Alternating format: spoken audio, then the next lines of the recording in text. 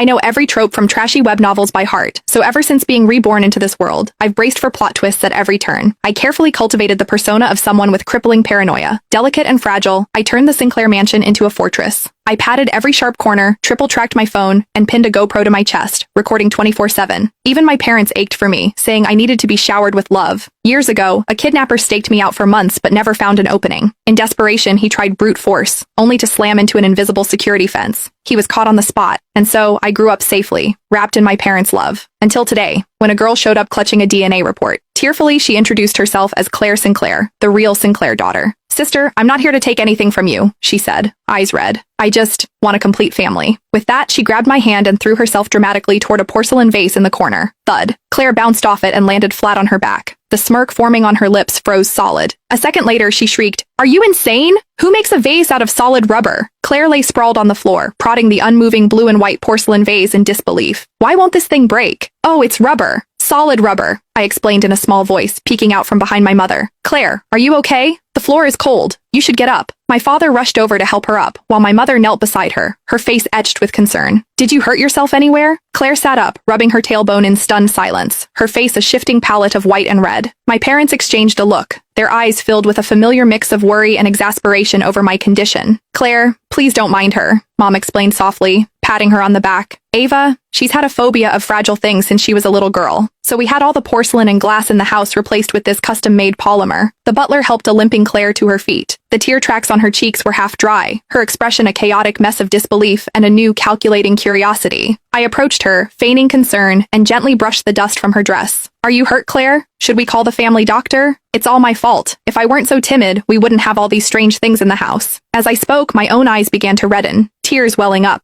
My parents' hearts immediately went out to me. Dad sighed and turned to Claire. "Claire, let the butler show you to your room to rest. I'll have the doctor check on you later. You'll have to be more careful around the house from now on." Claire's expression darkened even further. Back in her room, she was clearly not ready to give up. A little while later, she appeared timidly at the door to the living room. Her eyes immediately locked onto a Celadon teacup on the mantelpiece, one of the few objects in the house that looked genuinely old and valuable. "Sister, that cup is so beautiful." Her eyes glinted with calculation. I nodded. It was my grandmother's. Claire's eyes instantly filled with tears. My grandmother, who I never got to meet?" Her voice dripped with a mix of longing and feigned humility. "I never had nice things growing up. That cup must be very expensive, right? Could I just hold it for a moment?" This 1-2 punch of pitiable vulnerability was too much for my parents. Guilt was written all over Mom's face. "Ava, just let your sister look at it. She misses her grandmother too." I hesitated for a moment before giving a reluctant nod. Claire walked over, picked up the cup with exaggerated care, and as she